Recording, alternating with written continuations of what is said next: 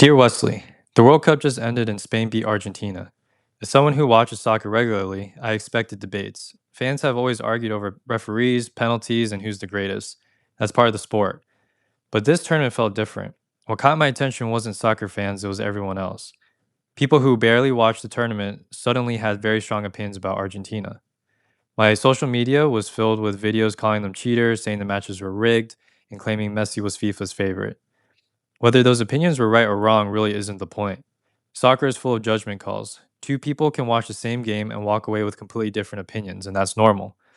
What surprised me was how quickly people formed those opinions after watching only a few short clips. Even my fiance, who never watches soccer, started seeing those same videos and naturally assumed they were true. What's interesting is that the last World Cup felt completely different. Back then, people around the world wanted Messi to finally win.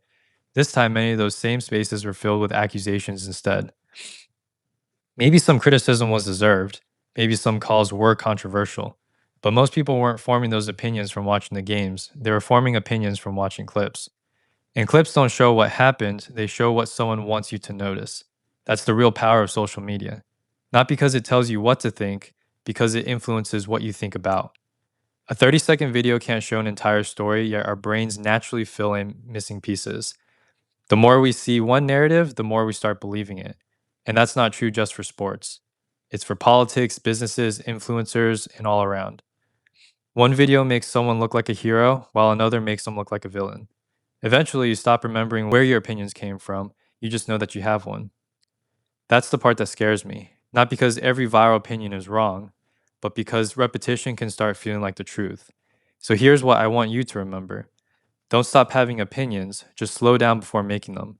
Watch the full game before judging the highlight, read beyond the headline, question the clips that are designed to make you feel angry. Because if social media can shape how millions of people think about something as harmless as soccer, imagine what it can do with politics, relationships, culture, or history. The next time you feel completely certain after watching a 1 minute video, ask yourself one question. Did I actually learn something, or was I simply persuaded?